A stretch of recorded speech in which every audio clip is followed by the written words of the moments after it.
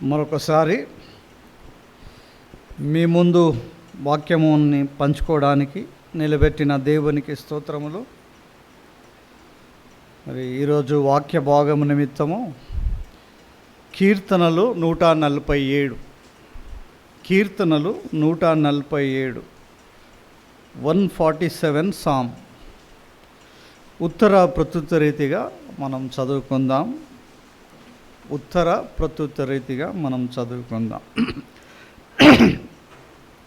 యెహోవాను స్తుతించుడి, మన దేవునికి స్తోత్రగానము చేయుట మంచిది, అది మనోహరము, స్తోత్రము చేయుట ఒప్పిదము.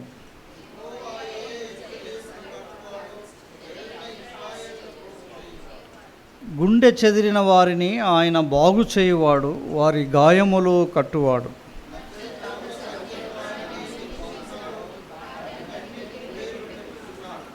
మన ప్రభువు గొప్పవాడు, ఆయన అధిక శక్తి గలవాడు, ఆయన జ్ఞానమునకు మితి లేదు.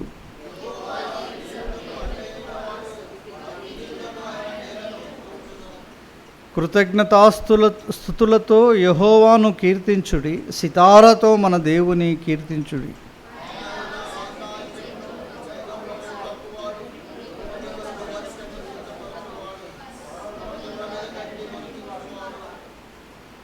పశువులకును అరుచుచుండు పిల్ల కాకులకును ఆయన ఆహారమిచ్చుచున్నాడు. గుర్రముల బలమునందు ఆయన సంతోషించడు, నరుల కాలి సత్తువయందు ఆయన ఆనందించడు. తన యందు భయభక్తులు గల వారి యందు, తన కృప కొరకు కనిపెట్టు వారి యందు యెహోవా ఆనందించువాడు అయి ఉన్నాడు. యెరూషలేమా, యెహోవాను కొనియాడము, సియోను నీ దేవుని కొనియాడము. ఆయన నీ గుమ్మముల గడియలు బలపరిచి ఉన్నాడు, నీ మధ్యను నీ పిల్లలను ఆశీర్వదించి ఉన్నాడు. నీ సరిహద్దులలో సమాధానం కలుగజేయువాడు ఆయనే, మంచి గోధుమలతో నిన్ను తృప్తిపరచువాడు ఆయనే. భూమికి ఆజ్ఞనిచ్చువాడు ఆయనే, ఆయన వాక్యము బహు వేగముగా పరిగెత్తును. గొర్రెబొచ్చు వంటి హిమం కురిపించువాడు ఆయనే, బూడిద వంటి మంచు కణములు చల్లువాడు ఆయనే. ముక్కలుగా వడగండ్లు విసురువాడు ఆయనే, ఆయన పుట్టించు చలికి ఎవరు నిలవగలరు? ఆయన ఆజ్ఞ ఇయ్యగా అవన్నీ కరిగిపోవును, ఆయన తన గాలి విసిరజేయగా నీళ్లు ప్రవహించును. ఆయన తన వాక్యమును యాకోబునకు తెలియజేసెను, తన కట్టడలను తన న్యాయ విధులను ఇశ్రాయేలీయులకు తెలియజేసెను. ఏ జనమునకు ఆయన ఇలాగు చేసి ఉండలేదు, ఆయన న్యాయ విధులు వారికి తెలియకయే ఉన్నవి. స్తుతించుడు. మరి బహుశా దావీదు రాసిన కీర్తన అనుకుంటున్నాను. ఇక్కడ హెడ్డింగ్లో ఎవరు రాశారో రాయబడలేదు. మరి చాలా చక్కటి కీర్తన. ఈ కీర్తన మన సంఘంలో నాకు తెలిసి కొన్ని వందల సార్లు మనము చదివాము, ధ్యానించాము. ఈ కీర్తన ద్వారా దేవుణ్ణి మహిమపరిచి ఉన్నాం. చాలా అద్భుతమైన కీర్తన. ఇశ్రాయేలీల జీవితంలో దేవుడు చేసినవి, చేయబోయే అద్భుతములు, ఆశ్చర్య కార్యములన్నీ కూడా ఈ కీర్తనలో రాయబడి ఉన్నాయి. కేవలం ఇశ్రాయేలు జీవితంలోనే కాక ఆ నిజదేవుడిని నమ్ముకున్న మన జీవితంలో కూడా దేవుడు ఎలాంటి కార్యములు చేస్తూ ఉన్నాడో, చేయబోతూ ఉన్నాడో, ఇవన్నీ విషయాలు కూడా మనము కొంచెం ధ్యానపూర్వకంగా ధ్యానిస్తే మనకు అర్థమవుతుంది మన దేవుడు ఎంత గొప్పవాడో, ఎంత జాలి కలిగినవాడో, ఎంత దయ కలిగినవాడో, ఎంత ప్రేమ స్వరూపుడై ఉన్నాడో, ఆయన ఎంత మంచివాడు అని మనము కనుక్కుంటాం. ఎన్ని గొప్ప కార్యములు ఆయన చేసి ఉన్నాడు. మరి ఈ కీర్తన దేవుణ్ణి స్తుతించడం ద్వారా ఆరంభించబడుతుంది. యెహోవాను స్తుతించుడి, మన దేవునికి స్తోత్రగానము చేయుట మంచిది. మన దేవునికి ఏం చేయాలంట? స్తోత్రగానము చేయుట, ఆయనను స్తుతించుట, ఆయనను ఆరాధించుట, ఆయనను ఘనపరచుట, అది మంచిది అని అంటూ ఉన్నాడు. అది మనోహరము, స్తోత్రము చేయుట ఒప్పిదము. కొన్ని కీర్తనలు అయితే దేవుణ్ణి స్తుతించుట మహిమకరము అని కీర్తనకారుడు అంటాడు. ఇంకో కీర్తనకారుడు ఏమంటాడంటే ఆయనను స్తుతించుట మనకు శోభస్కరం అంటాడు.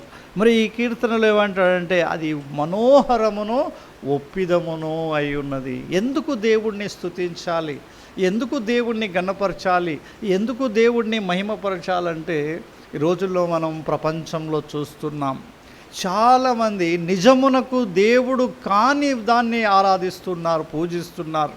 నాకు అప్పుడప్పుడు కొందరిని చూస్తూ చాలా నవ్వుకుంటున్నాను, చాలా బాధ కూడా పడుతూ ఉంటాను. అరే వీరు ఎంత అజ్ఞానులు, ఎంత మూర్ఖులు, నిజమైన దేవుడు కాని దాని కొరకు ఎంతో డబ్బు వారు వెచ్చిస్తూ ఉంటారు, ఎంతో ప్రయాసపడి ఎంతెంతో దూరము ప్రయాణిస్తూ ఉంటారు, మరి ఎన్నెన్నో కష్టాలు వారు పడుతూ ఉన్నారు.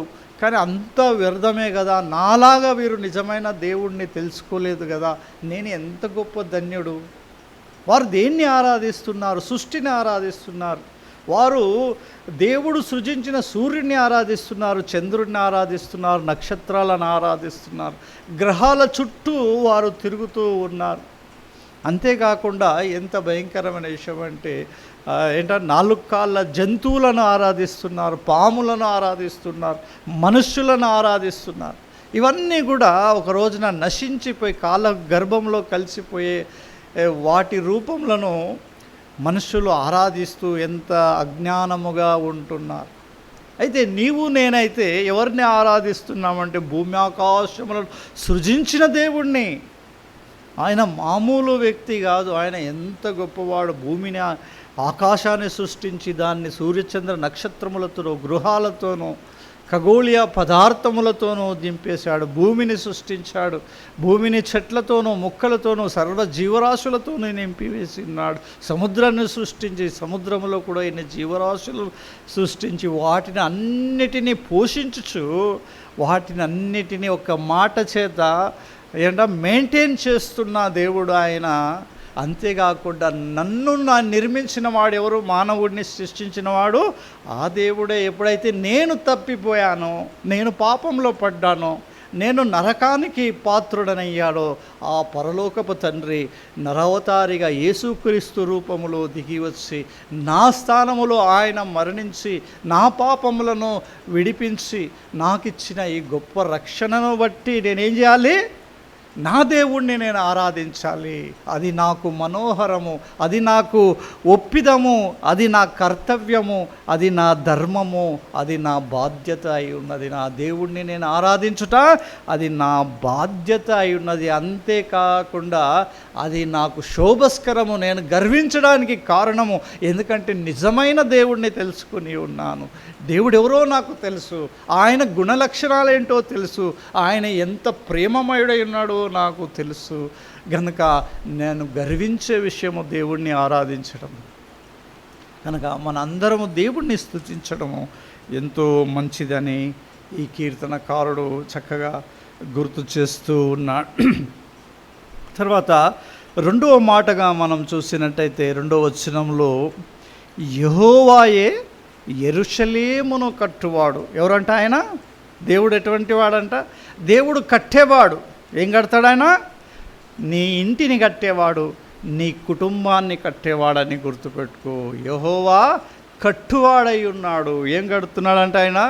యెరూషలేమును కట్టువాడై ఉన్నాడు. మరి యెరూషలేము చరిత్ర కొంచెం మనం తెలుసుకోవాల్సిందే. ఈ కీర్తన తెలుసుకోవాలంటే మరి తెలుసుకోవాల్సిందే కదా. మరి ఇశ్రాయేలీలందరూ కూడా ఎక్కడున్నారు? ఐగుప్తు దేశంలో ఫరో చేతి కింద, ఫరోకు బానిసలుగా ఉన్నారు. ఫరో ఆ దేవుని ప్రజలు ఇశ్రాయేలును ఎంతో హింస పెడుతున్నాడు, కష్టపెడుతూ ఉన్నాడు, వారికి ఎంతో నష్టము కలుగజేస్తున్నప్పుడు వీరు దేవునికి మొరపెట్టినారు. వీరి మూలుగులను, వీరి యొక్క ప్రార్థనను దేవుడు విని ఆ పరలోకాన్ని విడిచిపెట్టి భూమికి వచ్చి భూమిని మోషేను అహరోనును ఏర్పరచుకొని ఆ ఇశ్రాయేలు ప్రజలను విడిపించి ఉన్నాడు. ఎన్ని అద్భుతాలు చేసినాడో మనకందరికీ తెలుసు. మరి నిరంజన్ బ్రదర్ ఒక సబ్జెక్టే తీసుకున్నట్టున్నాడు మొత్తం దాన్ని. ఎన్ని అద్భుతాలు ఐగుప్తు దేశంలో ఆయన చేసి ఉన్నాడు.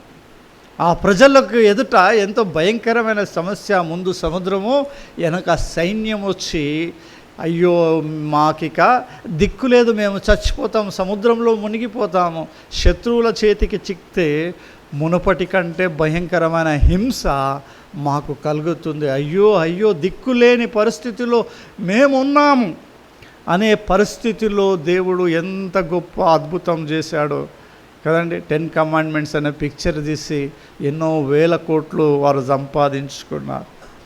ఆ ఒక్క సీను ఆ ఎర్ర సముద్రాన్ని పాయలుగా చేసి ఎర్ర సముద్రాన్నే రహదారిగా మార్చి దేవుడు తన ప్రజలను విడిపించాడు. ఏ శత్రువులైతే సైన్యాన్ని దేవుని ప్రజలను తరుముతున్నారో వారిని ఆ సముద్రంలోనే భూస్థాపితము చేసిన దేవుడు. ఈ రకంగా ఇశ్రాయేలీలను విడిపించి ఆయన ఎక్కడ తీసుకొచ్చాడు? ఇశ్రాయేల్ అనే దేశం యెరూషలేమునకు తీసుకొచ్చాడు. అక్కడ వారి కట్టని ఇండ్లు వారికి దేవుడిచ్చాడంట, రెడీమేడ్ ఇండ్లు. మనం చూస్తున్నాం రాజీవ్ గృహకల్ప లేకుంటే ఇందిరమ్మ ఇండ్లు ప్రభుత్వం ఎట్లా కట్టి ఇస్తుందో అట్లా రెడీమేడ్గా కట్టిన ఇండ్లను వారికి ఇచ్చాడంట. వారు ఎప్పుడు నాటని చెట్లను, ఆ చెట్ల ద్వారా పండ్లను తిననిచ్చాడంట. పాలు తేనెలు ఉచితంగా ప్రవహించే దేశాన్ని దేవుడు వారికి ఇచ్చాడంట. ఇంత మంచి చేస్తే ఈ మనుషులు దేవుణ్ణి మర్చిపోయి ఏం చేశారంటే తిరిగి సృష్టిని ప్రారంభించారు. నిజ దేవుణ్ణి మర్చిపోయినారు. సృష్టిలో ఉన్న అన్య దేవతలను వారికి ఇష్టం వచ్చినట్టు ఏర్పరచుకొని ఆ దేవతలను ఆరాధిస్తూ హేయ క్రియలు చేస్తూ దేవునికి భయపడక వారు జీవిస్తున్నప్పుడు దేవుడు వారిని శిక్షించి వారిని సరిచేయడానికి మరి బబులోన్ నుంచి నెబుకద్నెజర్ రాజుని పంపించాడు యెరూషలేము పైకి. మరి ఆ యెరూషలేము పైకి వారు పంపించినప్పుడు ఆ యెరూషలేమును ధ్వంసం చేసి దేవుని మందిరాన్ని నాశనం చేసి ఉన్నదంతా దోచుకొని వెళ్ళిపోయినారు. వెళ్ళిపోయి 70 సంవత్సరాలు ఎక్కడున్నారంటే బబులోను దేశంలో రాజైన నెబుకద్నెజర్కు తిరిగి బానిసలుగా జీవించారు. 70 సంవత్సరాల తర్వాత దేవుడు మరొకసారి వారిని జ్ఞాపకము చేసుకున్నాడు. దేవుని ఒక కరుణ, దేవుని ఒక కృప, ఆయన ప్రేమ వాత్సల్యాన్ని మనం ఇక్కడ జ్ఞాపకం చేసుకోవాలి. కొన్నిసార్లు మనం దేవునికి విరోధంగా ఎన్నో పనులు చేస్తాం, పాపాలు చేస్తాం, తప్పిదాలు చేస్తాం. అయ్యో వీటి ద్వారా దేవుడు మన మొరను వినట్లేదు, వదిలేసాడు అనుకుంటాం. కానీ దేవుడి కరుణ మన పైన ఎప్పటికీ పోదు. ఆయనకు ఏమంట దినదినము నూతనమైన వాత్సల్యము పుడుతుందంట ఆయనకు. అయ్యో ఈ నా బిడ్డ పాపము చేశాడు, వీడిని శిక్షించి వీడిని నాశనం చేస్తా అని ఆయన అనుకోడు. అయ్యో వీడిని సరిచేసి తిరిగి నా సన్నిధిలో నిలబెడతా అని అనుకుంటాడు. కనుక వారు ఆ 70 సంవత్సరాల్లో వారిని సరిచేసిన తర్వాత తిరిగి ఆయన రాజైన కోరేషును ప్రేరేపించాడు. మరి హెజ్రాను ప్రేరేపించి తిరిగి యెరూషలేము మందిరమును కట్టించాడు. తిరిగి నెహెమ్యాను ప్రేరేపించి ఈ కోరేషును ప్రేరేపించి యెరూషలేము ప్రకారములను ఆయన కట్టించిన దేవుడు. అందుకే ఇక్కడ కీర్తన ఏం రాయబడింది? ఆయన చూడండి జరగక మునిపే రాయబడింది. అద్భుతమైన బైబిల్లో ఉండే అద్భుతాలు ఏంటంటే ఆ ఫ్యూచర్ గురించి చాలా చక్కగా చెప్తుంది. రేపు భవిష్యత్తులో 1000 సంవత్సరాల తర్వాత ఏమి జరుగుతుందో, 2000 సంవత్సరాల తర్వాత ఏమి జరుగుతుందో సమస్తము కూడా ముందే చెప్పేస్తుంది బైబిల్. ఈ బైబిల్ ఒక గొప్పతనం ఏంటంటే అది అన్నట్టు బహుశా దావీదు రాస్తే ఇవన్నీ జరిగేక ముందు కనీసం ఒక 500 సంవత్సరాల మునపే యెరూషలేము ధ్వంసమవుతుంది, దాన్ని తిరిగి దేవుడు కడతాడనే మాట రాయబడి ఉంది. ఆ తర్వాత దేవుడు యెరూషలేమును మాత్రమే కట్టువాడు కాక ఆయన ఏమంట మన కుటుంబాలను కూడా కట్టువాడు, మన సంఘాన్ని కట్టువాడై ఉన్నాడు. మరి 127వ కీర్తన 1వ వచనంలో ఏముంది? యెహోవా ఇల్లు కట్టించని ఎడలా దాని కట్టువారు చేయు ప్రయాసము వ్యర్థమే. ఎవరు కడతారంట ఇల్లు? దేవుడే. దేవుడే కట్టినాడు. భూమిపైన మొట్టమొదటి కుటుంబం ఎవరు కట్టారు? దేవుడే కట్టాడు. మొట్టమొదటి పెళ్ళి ఎవరు చేశారు? దేవుడే చేసినాడు. ఆదాము హవ్వను పిలిచి వారిద్దరికి వివాహము చేసి ఫలించి అభివృద్ధి చెందండి, మీ కుటుంబాన్ని చక్కగా కట్టుకోండి, ఆశీర్వదింపబడండి అని దేవుడే చెప్పాడు. ఈ భూమి అంతా మీకు స్వాధీనము చేస్తున్నాను, అంతా మీకు ఇచ్చేస్తున్నాను. ఆయన కేవలం యెరూషలేమును కట్టువాడు కాడు, ఆయన మన ఇంటిని కట్టువాడు, మన కుటుంబాన్ని కట్టువాడై ఉన్నాడని ఈ కీర్తన మనకు చక్కగా తెలియపరుస్తుంది. అంతేకాకుండా ఆయన సంఘాన్ని కట్టువాడై ఉన్నాడు. పేతురుతో అంటున్నాడు మత్తయి సువార్త 16వ అధ్యాయం 18వ వచనంలో, పేతురు నీ బండ మీద నేను నా సంఘమును కట్టుదును అన్నాడు. ఏం కట్టాడంట? సంఘమును కట్టాడంట. ఎఫెసీ పత్రిక 2వ అధ్యాయము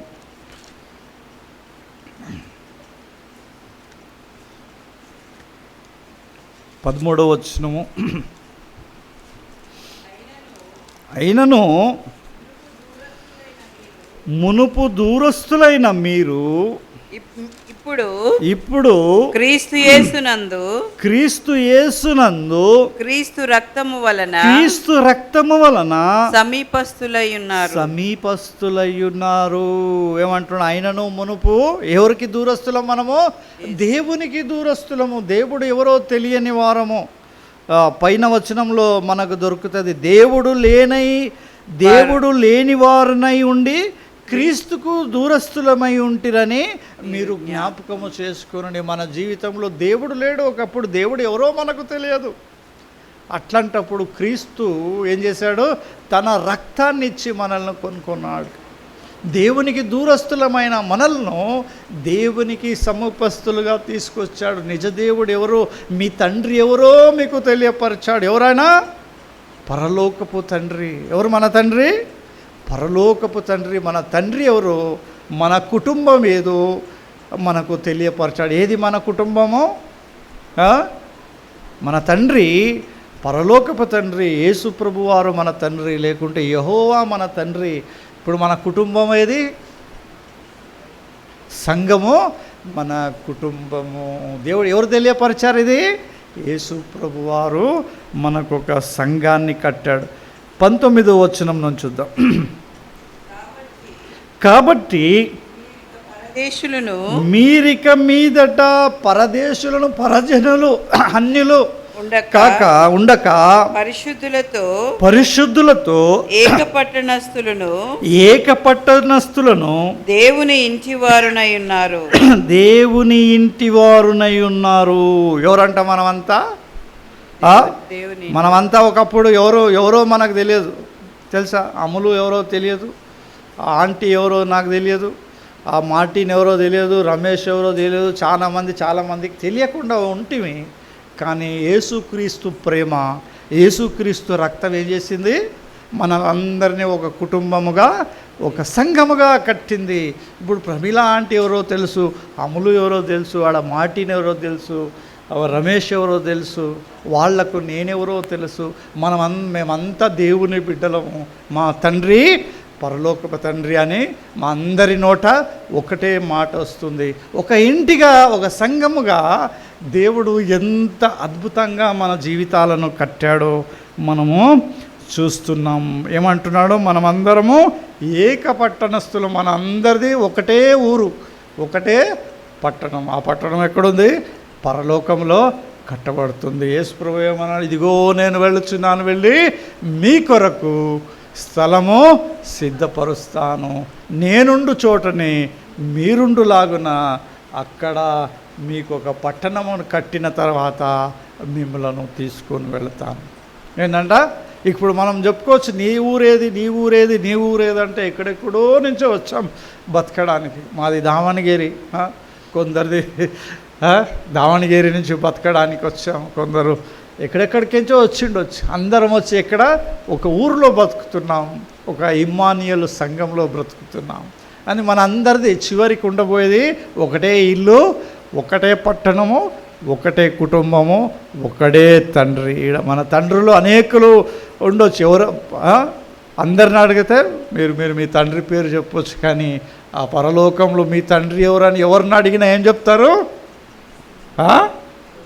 మా తండ్రి అదిగో ఆ సింహాసనం పైన ఆసీనుడు. ఇక భూలోక సంబంధాలన్నీ మర్చిపోతాం. భూలోకంతో ఇక పని లేదు మనకి. ఇక్కడ తండ్రులతో, ఇక్కడ తల్లులతో, ఇక్కడ వారితో. అక్కడ మన తండ్రి పరలోకపు తండ్రి. మనమంతా ఒక ఇంటి వారమును, ఒక పట్టణస్థులము నై ఉంటాము.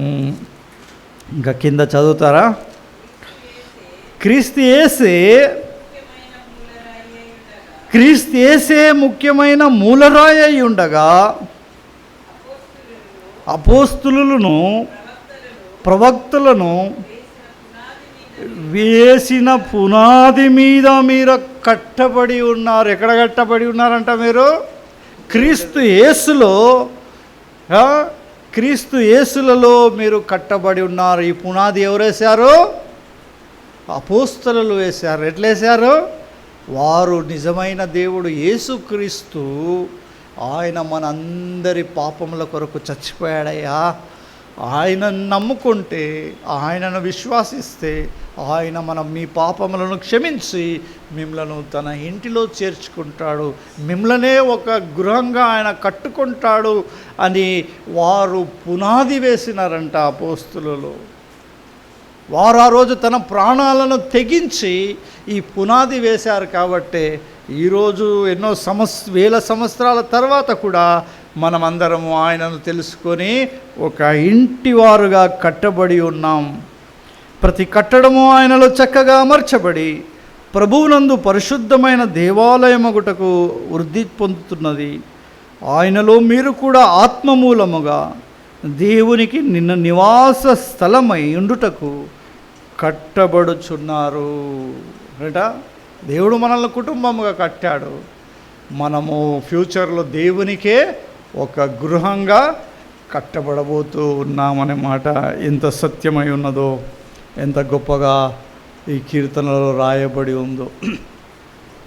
మరి రెండో లైన్ మనం చూసినట్టయితే ఏంటంట? చెదిరిన ఇశ్రాయేలీయులను ఆయన పోగు చేయువాడై ఉన్నాడు. ఎవరంటే ఆయన చెదిరిన వారిని పోగు చేయువాడు. చెదిరిన వారిని పోగు చేయువాడు. ఎక్కడెక్కడో ఉన్న వాళ్ళని అందరినీ ఏ విధంగా ఒక సంఘంలోకి తీసుకొచ్చి పోగు చేసి ఉన్నాడు దేవుడు, అదేవిధంగా చెదిరిన ఇశ్రాయేలీలను కూడా పోగు చేసి ఉన్నాడంట. ఎప్పుడైతే యేసుక్రీస్తు ప్రభువారు నరవతారిగా యెరూషలేమునకు వచ్చి ఆయన మీరు మారు మనసు పొంది మీ చెడు క్రియలను మానివేసి మీరు బాప్తిస్మము పొందండి, పరలోకంలో మీకు స్థలం ఉంటుందని యూదులకు ప్రకటిస్తే వారు ఏం చేశారంటే ఆయనను తీసుకువెళ్ళి పొంతి పిలాతు ఎదుట నిలబెట్టి ఈయనను సిలువ వేసి ఈయనను చంపేయి అన్నట్టుగా కేకలు వేశారు.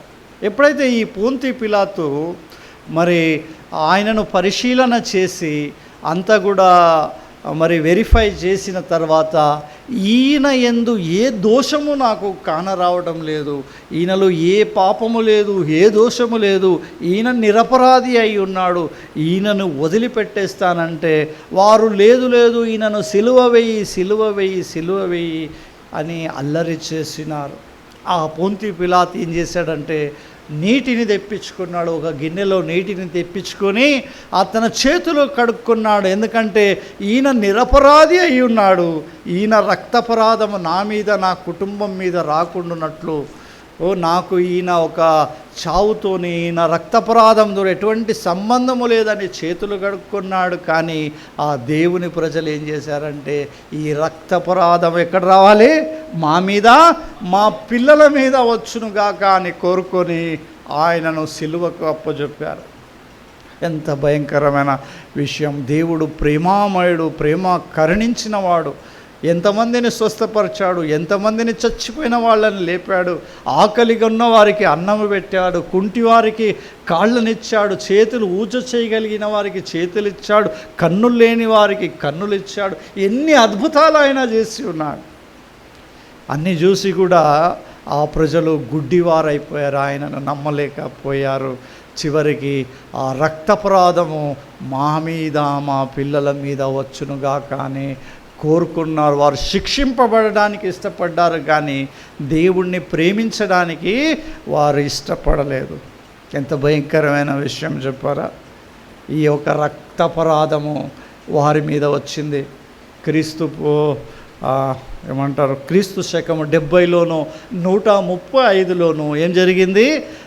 యెరూషలేము పైన దాడి జరిగింది. రోమన్ చక్రవర్తి టైటస్ ద్వారాను, మరి 135లో ఇంకొక ఆయన ద్వారాను ఆ యెరూషలేమును ధ్వంసం చేశారు. ఆ ఉన్న యూదులందరినీ కత్తివాత కూల్చేశారు. రక్తము ఏరులై పారిందంట. అనేకులకు తిండి లేక చచ్చిపోయారు. వారి పిల్లలను చంపుకొని తిన్నారంట ఆహారము లేకుండా. వారిని అందరినీ బానిసలుగా తీసుకొచ్చి అన్య దేశాలకు అమ్మివేసినారంట వారిని. వారందరూ ఇశ్రాయేలు దేశమును ఖాళీ చేసి వారంతా కూడా వారి వేరే వేరే దేశాలకు, ఐరోపా, ఏషియా, మరి రష్యా, ఈ ఖండాలకంతా కూడా వెళ్ళిపోయారు.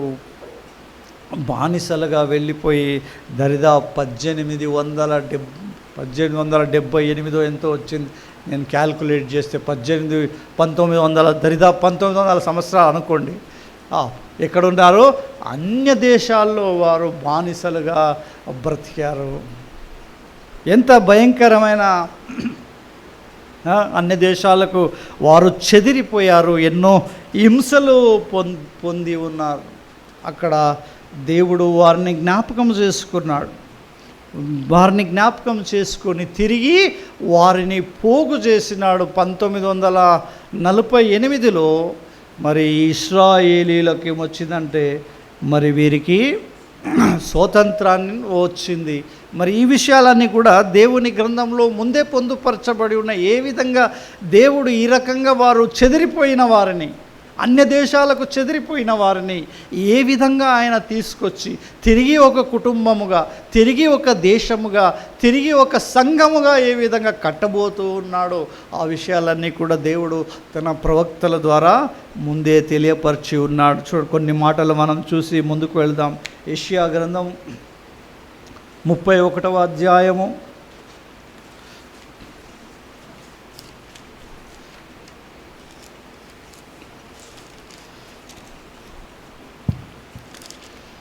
5 యెషయా గ్రంథం 31వ అధ్యాయము 5వ వచనంలో, పక్షులు ఎగురుచు తమ పిల్లలను కాపాడునట్లు సైన్యములకు అధిపతియగు యెహోవా యెరూషలేమును కాపాడును, దాన్ని కాపాడుచు విడిపించుచుండును, దానికి హాని చెయ్యక తప్పించుచుండును. ఏమండి, ఎంత ఆశ్చర్యం అనిపిస్తుందంటే ఈ ఒక వచనము జరిగిన ఇన్సిడెంట్ మనం చూస్తే ఎంతో ఆశ్చర్యం అయిపోతుంది. 2వ ప్రపంచ యుద్ధం తర్వాత ఇశ్రాయేలీలు తమకొక దేశము కావాలి, తమకొక సొంత నివాసం కావాలని బ్రిటిష్ వారితోని కోరుకున్నప్పుడు, ఇవన్నీ చెప్పడానికి కుదరదు, చాలాసార్లు మేము చెప్పాము ఇక్కడి నుంచి, షార్ట్కట్లో చెప్తున్నాం. బ్రిటిష్ వారిని కోరుకున్నప్పుడు వారు ఆ దేశము వారికి ఇచ్చారు, యూదులకు ఇచ్చినారు. ఆ సమస్య ఏమొచ్చిందంటే ఆల్రెడీ అక్కడ ఎవరున్నారు? అరబ్బులు ఆ దేశంను స్వాధీనపరుచుకొని ఉన్నారు. వారిని ఖాళీ చేయాలంటే అంత సులువైన పద్ధతి కాదు, విషయము కాదు. ఎలా ఖాళీ చేసి వెళ్తారు? వారి ఇల్లు, వారి దేశాన్ని వారు సెటిల్ అయిన వారు వదిలేసి వెళ్తారా? ఏమండి, ఎవరు వెళ్ళరు. అట్లాంటి భయంకరమైన పరిస్థితులు దేవుడు పక్షులు ఎగురుచూ తమ పిల్లలను కాపాడునట్లంటే ఈ బ్రిటిష్ వారు ఏం చేశారంట, ఏరోప్లేన్లు వేసుకొని ఆ దేశానికి వెళ్ళి ఏం చేశారు? వాళ్ళు అక్కడి నుంచి చిట్టీలు రాసి కిందకేశారంట, మీరు ఈ దేశమును ఖాళీ చేసి వెళ్ళిపోండి. వారు ఆ చిట్టీలు చదువుకొని ఎప్పుడు ఆ ఫ్లైట్ను వారు చూడలేదంట. అరబ్బులు అంత జ్ఞానం లేదు వారికి. అరే, ఏదో విపత్తు మనకు సంభవిస్తుంది ఇక్కడే ఉంటే అని అందరూ కూడా ఏ హాని చేయలేదంట. దాన్ని కాపాడుచు విడిపించుచుండును, దానికి చేయక, ఏ హాని చేయక వారికంతా వారే ఆ దేశాన్ని వదిలి వెళ్ళిపోయారంట. అద్భుతం కాదా?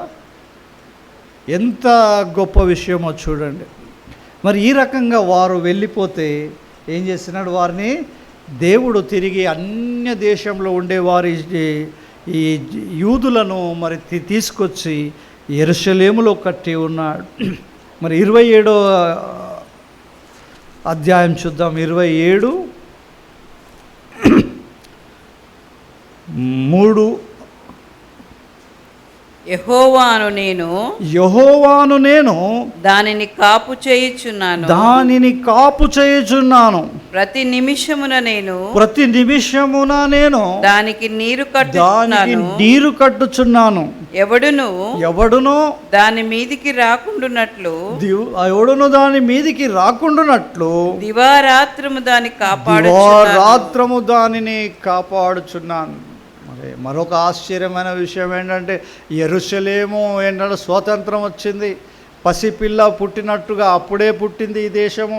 అప్పుడే యూదులు వచ్చి నివసిస్తున్నారు. వారి దగ్గర ఆయుధాలు లేదు, మరి ఎదుటి వారిని ఎదుర్కొనే శక్తి లేదు. వారు కొత్తగా వచ్చారు. అప్పుడే ఏం చేశారంట, 6 దేశాలు, అరబ్ దేశాలు ఇస్రాయేల్ మీద దాడి చేశారట. ఏమండి, ఒక పసికూన మీద 6 మంది, అప్పుడే పుట్టిన బిడ్డ మీద 6 మంది బలవంతులు దాడి చేస్తే ఏమవుతుంది? ఎవరు గెలుస్తారు? అట్లాంటి భయంకరమైన పరిస్థితుల్లో ఏం చేశాడంట దేవుడు, వారికి ఎటువంటి హాని చేయకుండా కాపాడినట్లంట దేవుడు వాగ్దానం చేసి ఉన్నాడు. చూడండి, ఎవడునూ దాని మీదికి రాకుండానట్లు దివారాత్రములు దానిని ఎవరు కాపాడారు ఆ రోజు? మనం టీవీ న్యూస్లో చూస్తాం, పేపర్లో చూస్తే అవంతా కూడా ఇజ్రాయేల్ గురించి గొప్పగా రాస్తారు. ఇజ్రాయేల్ ప్రజలు యూదులు అంటే ఏమనుకున్నారు, ఎంత గొప్ప 6 దేశంలను ఎదిరించారు, ఓడించారు అనుకుంటారు. కానీ సత్యం ఏంటంటే, ఎవరు ఓడించారు? దేవుడు, మన దేవుడు. ఆయన దాన్ని కాపాడినాడు. ఎవడు రాకుండానట్లు రక్షించినాడు. నేటికి కూడా దాన్ని కాపాడుతున్నాడు. దివారాత్రములు దాన్ని కాపాడుతును. యెరూషలేమును అదేమో మాట చదువుతాము, కాపాడువాడు కునుకడు నిద్రపోడు. 6వ వచనం చూడండి. రాబో దినములలో యాకోబు వేరుపారును ఇశ్రాయేలు చిగిర్చిపోయును. వారు భూలోకమును ఫలభరితముగా చేయుదురంట. రాబో దినములు ఎట్లుంటుందంట, యాకోబు ఇశ్రాయేలు దేశము ఎట్లుంటుందంట, వేరుపారుతుందంట. ఇశ్రాయేలు చిగుర్చిపోయునంట. ఈరోజు ఎంత అభివృద్ధి చెందింది. ప్రతి దేశంలో చూడండి, ప్రతి మనిషి నోటిలో ఎప్పుడో ఒకప్పుడు కంపల్సరీ ఈ దేశాన్ని జ్ఞాపకం చేసుకుంటాడు. ప్రపంచంలో ప్రతి మూలలో ఉండే మనిషి, ఈ అజ్ఞానము అయిన మనిషి, చదువు సంధ్య లేనివాడైనాను పర్వాలేదు, కానీ వాడు ఒక్కసారైనా ఈ దేశమును గురించి, ఈ దేశ ప్రజల గురించి మాట్లాడుకుంటాడు. ప్రపంచంలో ఎన్నో దేశాలు ఉన్నాయి, 219 ఎన్నో దేశాలు ఉన్నాయి. మనకు మహా చెప్పగలతో 4-5 దేశాల గురించి చెప్పగలుగుతాం. అంతే. ఇంకా ఎక్కువ నాలెడ్జ్ ఉంటే 10, 12, 20 చెప్తాం, కానీ అన్నీ చెప్పలేము. కానీ ప్రపంచంలో ఉండే ఏకైక దేశం ఇశ్రాయేలు దేశము. ఆ దేశం గురించి ప్రపంచంలో ఉండే ప్రతి మానవునికి తెలుసు. అంత గొప్పగా దేవుడు దాన్ని దీవించాడు. దాన్ని ఏం చేశాడంట, వేరుపారును ఇశ్రాయేలు చిగిర్చి పోయిను. అంత అభివృద్ధి చేసింది. అంత అభివృద్ధి కాకుండా ఈరోజు ఈ దేశము ప్రపంచాన్నే ఫలభరితముగా చేసింది. ఎంత ఆశ్చర్యమైన మాట మీకు తెలుసా? ఈరోజు మనకు సులువుగా మనకు ఆహారము దొరుకుతుంది. పంట ఎంత విపరీతంగా పండుతుంది మన దేశంలో. ఎంతో టన్నుల కొద్ది ఆహారం వేస్ట్ అవుతుంది, తిని మిగులుతుంది. ఈ ఆహారం అంతా మనం సంపాదిస్తున్నాం, ఇంత ఆహారం పుట్టిస్తున్నారు మన రైతులు. అంటే ఈ టెక్నాలజీ అంతా కూడా ఎక్కడి నుంచి తెచ్చినారు? ఇశ్రాయేలు దేశం నుంచి తెచ్చి ఉన్నారు. ఏ విధంగా పంట వేయాలా, ఏ విధంగా నీరు పెట్టాలా, ఏ విధంగా పంట తీయాలి, చంద్రబాబు నాయుడు అయితే పోయి ఇజ్రాయేల్ దేశంలో మొత్తం అగ్రికల్చర్ అంతా చూసుకొచ్చి అప్పుడు ప్రవేశపెట్టాడు. మన కేసీఆర్ గారు కూడా ఇజ్రాయేల్ దేశానికి వెళ్ళి మొత్తం సెర్చ్ చేసి తెలంగాణలో ప్రవేశపెట్టినారు. ఈ రకంగా ప్రపంచంలో ఈరోజు ఆహారము దొరుకుతూ ఉంది, ప్రపంచము ఫలభరితంగా ఉంది అంటే దానికి కారణము ఈ ప్రజలే. ఈ ప్రజలను దేవుడు అంత గొప్పగా దీవించి ఉన్నాడు కనుక ఎన్నో రంగంలో దేవుడు దీవించి ఉన్నాడు వారిని. కేవలం అగ్రికల్చర్ దాంట్లోనే కాకుండా ఈరోజు నువ్వు ఫోన్ వాడుతున్నావా, ల్యాప్టాప్ వాడుతున్నావా, లేకుంటే నువ్వు మైక్రోసాఫ్ట్ కంపెనీలో పనిచేస్తున్నావా, లేకుంటే ఇవన్నీ కూడా ఎవరు కనిపెట్టినవి? ఇవన్నీ ఇశ్రాయేలు వారు ప్రతిదీ కనిపెట్టిన వారు. వారి ఒక ద్వారా ప్రతి మానవుడు ఈరోజు దీవించబడుతున్నాడు. గొప్పగా చెప్పుకోవచ్చు జనాలు, నేను సాఫ్ట్వేర్ జాబ్ చేస్తున్నాను. ఆ సాఫ్ట్వేర్ జాబ్ ఎందుకు చేస్తున్నామంటే దాన్ని ఆరంభించింది ఇశ్రాయేలు వాడు. నేను మంచి పంట పండిస్తున్నానంటే ఆ పంటకు మూలము, మంచి పంట ఎలా పండిస్తున్నామంటే దానికి కారణము ఇశ్రాయేలు దేశం. నేను మంచి ఒక ట్రీట్మెంట్ తీసుకొని ఆరోగ్యంగా ఈరోజు ఉండగలుగుతున్నానంటే దానికి కారణం కూడా ఇశ్రాయేలు వాడే. వాడు కనిపెట్టిన మందులు, వాడు కనిపెట్టిన ట్రీట్మెంట్స్ అండి. ఈరోజు బైపాస్ సర్జరీ ఉందే, దాన్ని కూడా ఇశ్రాయేలు వారే కనుక్కున్నారండి. అప్పుడప్పుడు జ్ఞాపకం చేసుకుంటాం, మంచి పని చేశారా మీరు కనుక్కున్నారు, లేకపోతే ఈరోజు నేను ఉండకపోతున్నాను. ఎంత ఫలభరితంగా ఉంది, ఎంత ఆశీర్వాదకరంగా ఉంది. ఇంకొక 2-3 వచనాలు మనం చూద్దాం. ఆమోస్ గ్రంథం 9వ అధ్యాయము, ఆమోస్ గ్రంథం 9వ అధ్యాయం 14-15.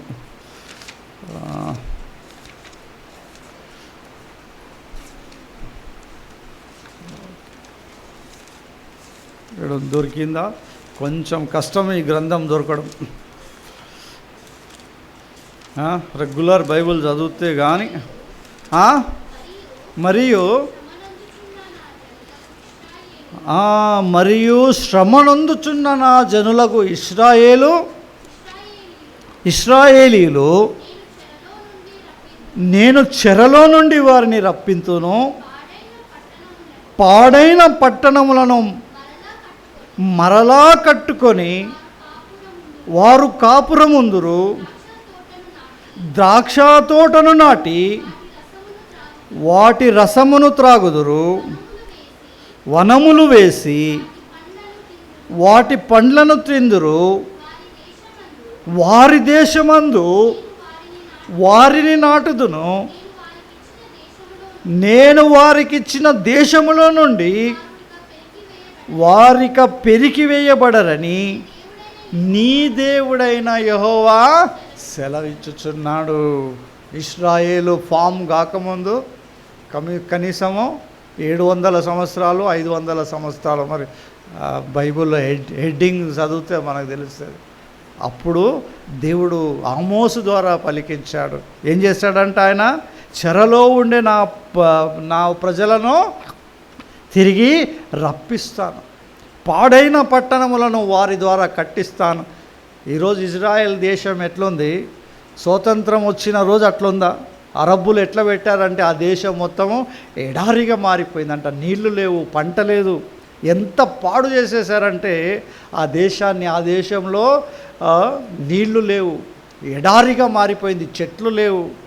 ఆ దేశంలో జీవించడమే కష్టం. అటువంటి దేశానికి దేవుడు తీసుకొని వచ్చి ఆ పట్టణంలో మరలా వారి చేత కట్టించి ఏం చేశాడంటే ద్రాక్ష తోటలు నాటి, ద్రాక్ష తోటలు నాటించి వాటి రసమును వారి చేత తాగించి వనములు వేసి వాటి పండ్లను తిందురు. ఇజ్రాయేల్ దేశంలో అదేం పర్వతం, అది యేసుప్రభు వస్తాడు కదా, ఒలివ పర్వతము కింద ఒక పెద్ద లోయ ఉందంట. అక్కడే యుద్ధము, హర్మగెదోను యుద్ధము జరగబోతూ ఉంది. ఆ ఒక లోయలో ఇప్పటి వరకు ఏ ఇండ్లు కడతలేరు, కేవలం అది అగ్రికల్చర్ కొరకే వాడుతున్నారంట.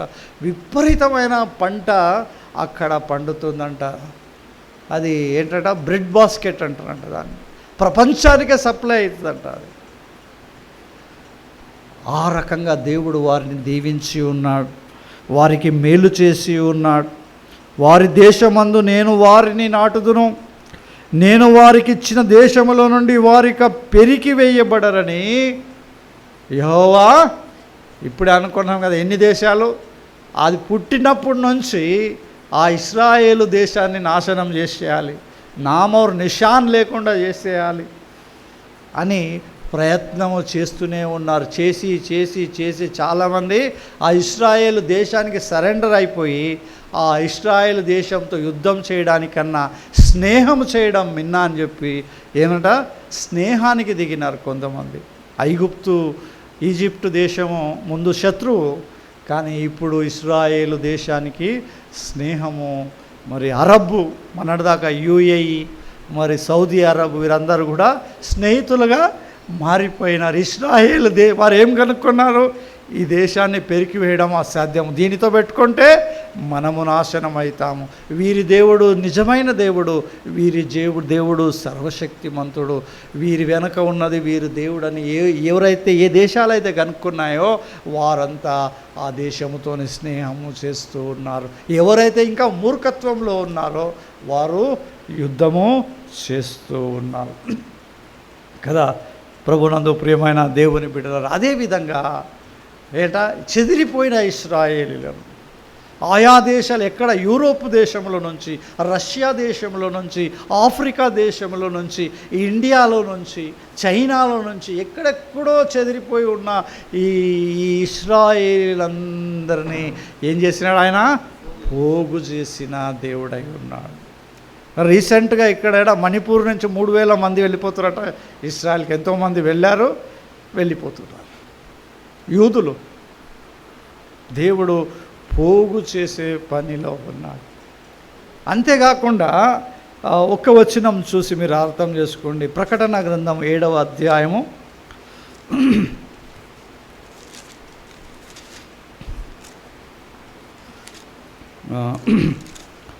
9వ వచనం. 9 అటు తరువాత నేను చూడగా ఇదిగో ప్రతి జనములో నుండి ప్రతి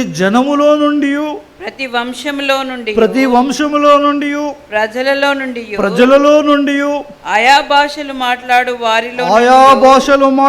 వారిలో నుండి వచ్చి ఎవడును లెక్కింపజాలని ఒక గొప్ప సమూహము కనబడెను. వారు తెల్లని వస్త్రములు ధరించుకున్న వారై ఖర్జూరపు మట్టలు చేత పట్టుకొని సింహాసనము ఎదుటను గొర్రెపిల్ల ఎదుటను నిలవబడి సింహాసనాసీనుడైన మా దేవునికి గొర్రెపిల్లకును మా రక్షణకై స్తోత్రమని మహాశబ్దముతో ఎలుగెత్తి చెప్పిరి. ఏమర్థం చేసుకోవాలంటే ఇశ్రాయేలీలను పోగు చేసిన దేవుడు అన్యజనులలో నుంచి అక్కడక్కడ చెదిరిపోయిన మనం అందరినీ ఏంటట దేవుడు ఈ సంఘంలో పోగు చేశాడు.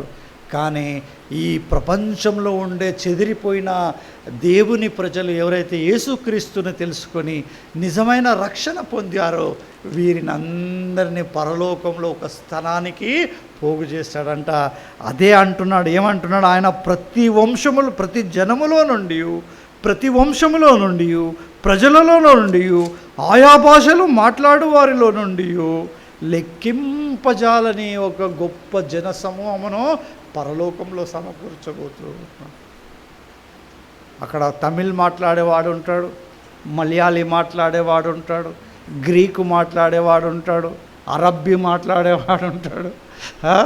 అక్కడ అన్ని ప్రపంచంలో ఉండే భాషలు ఎన్నున్నాయో అందరూ ఉంటారు. ఆయా భాషలు, ఆయా వంశంలో, ఆయా జనులు, ఆయా దేశాలు అందరిని ఏం చేస్తున్నాడు దేవుడు? పోగు చేస్తూ ఉన్నాడు. అరే అందులో ఎవరుంటాము? ఆ పోగు చేయబడిన ఏమో అంటుంది వాక్యం. ఎట్లా అంటుంది? ఏమో నేను ఉంటానో ఉండను. అక్కడ ఆ పోగు చేయబడిన వారిలో మనము కూడా ఉండబోతూ ఉన్నాం. దేవుడు ఏం చెప్పాం, ఏం చదువుకున్నాము, ఆయన కట్టేవాడై ఉన్నాడు. మన ఇంటిని, మన కుటుంబాలను, మన సంఘాన్ని దేవుడు ఏం చేసేవాడు, ఇంకోటి పోగు చేసే దేవుడని ఇక్కడ తెలుసుకొని ఉన్నాం. మూడో విషయానికి వచ్చినప్పుడు, ఆయన గుండె చెదిరిన వారిని ఆయన బాగు చేయుచున్నాడు, వారి గాయములు కట్టుచున్నాడు. ఏమంట ఎవరంట దేవుడు, మన దేవుడు ఎవరంట, చెదిరిన గుండెలను బాగు చేసేవాడు, మా గాయములను కట్టువాడై ఉన్నాడు. మన దేవునికి ఒక పేరు ఉంది. ఏం పేరు అది? యెహోవా రాఫా, స్వస్థపరచువాడను నేనే. ఎవరంట? స్వస్థపరచువాడను నేనే, చెదిరిన గుండెలను బాగు చేయువాడను నేనే అని దేవుడు చెప్తూ ఉన్నాడు. మరి ఇప్పుడు విన్నామే, యెరూషలేం కట్టబడింది, యూదులు పోగు చేయబడ్డారని చెప్పామే. మరి దీని అంతటి బ్యాక్ స్టోరీ మనం చూసినప్పుడైతే వారు యూరోప్ దేశములో, రష్యా దేశములో, జర్మనీ దేశములో ఏంటంట కుక్కల కంటే హీనంగా చూడబడ్డారంట. యూదులు కుక్కల కంటే హీనంగా చూడబడ్డారు. యూరోప్ దేశంలోనంట కొన్ని చోట కాలనీలో బోర్డులు పెట్టేవారంట, dogs and Jews are not allowed అని. ఏంట, కుక్కలు యూదులు మా ఒక ప్రాంతంలో అలౌడు లేదండి, మా ఒక కాలనీలోకి వారికి ప్రవేశం లేదు. నీచంగా వారిని చూడడము. మరి హిట్లర్ అయితే 60 లక్షల మందిని చంపేసినాడు. 60 లక్షల దేవుని ప్రజలను, యూదులను నిర్దాక్షిణ్యంగా గ్యాస్ ఛాంబర్లలో వేసి చంపేశాడంట. వారు బతికి ఉండగానే వారిని కోసి, వారి అనస్థిషియా కూడా ఇవ్వకుండా వారు ప్రాణంతో ఉండగానే వారిని కోసి, వారి గుండె ఎలా పనిచేస్తుంది, వారి కిడ్నీ ఎలా పనిచేస్తుంది, ఎట్లుంటుంది మిమ్మల్ని ఎవరైనా అట్లా కోస్తే?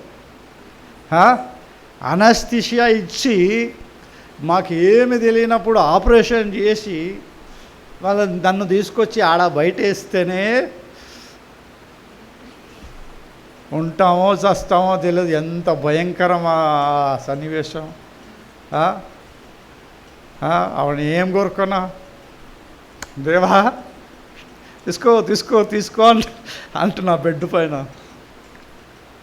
కానీ పాపం వాళ్ళ గురించి మీరు ఆలోచించండి. వారిని బతికి ఉండగానే, అనస్థిషియా లేకుండానే వారిని కోసి, ఎట్లా పడితే అట్లా కోసి, వారి అవయముల పనితీరు ఎలా జరుగుతుందో తెలుసుకొని, ఇంకా నీచంగా అవి చెప్పుకొని కూడా లేము, అటువంటి భయంకరమైన హింసలు ఆ యూదులకు పెడితే వారి గుండె ఎంతగా గాయపడి ఉంటుంది.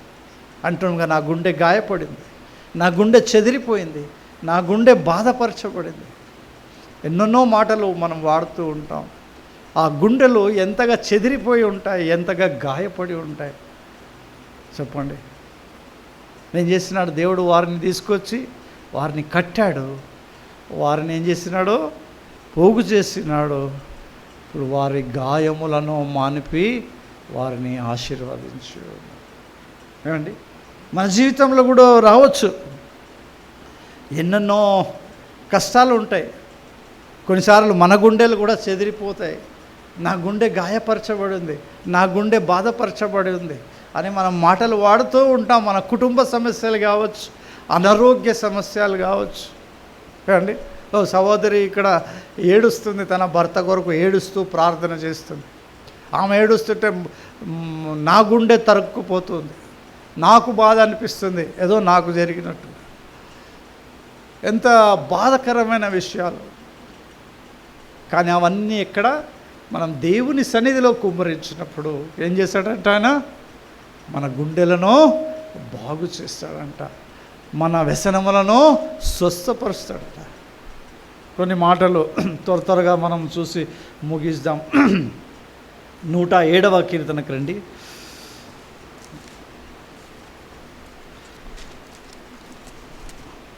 107వ కీర్తన 6-7 వచనములు.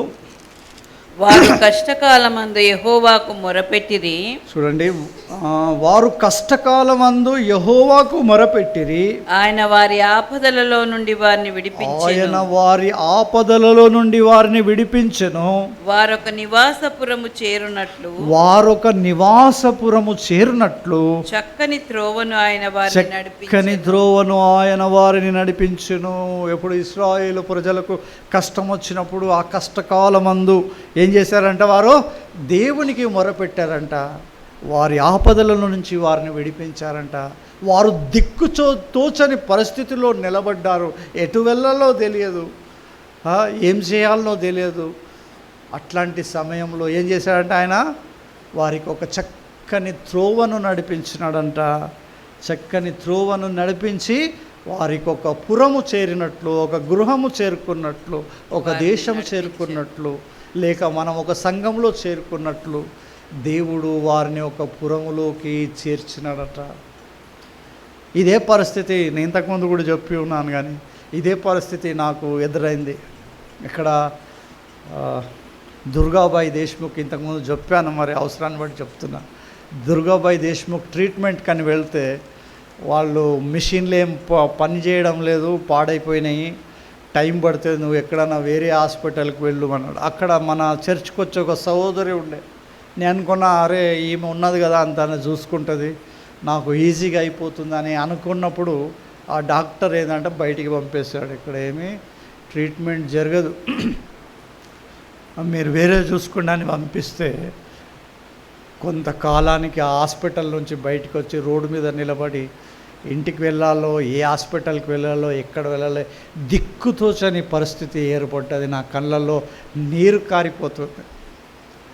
నేను నమ్ముకున్నాను ఇక్కడ ఈ హాస్పిటల్లో, ఏం చేయాలో తోచని పరిస్థితిలో ఆ రోజు కన్నీరు కారుస్తూ నిలబడ్డారు. నా భార్య అన్నది అక్కడెక్కడ ఎందుకు, మనకు ఆ డాక్టర్ చెప్పాడు కదా అపోలో హాస్పిటల్కి వెళ్ళిపోదాం పదా అని ఆ ఆటోలో తీసుకొని వెళ్ళింది.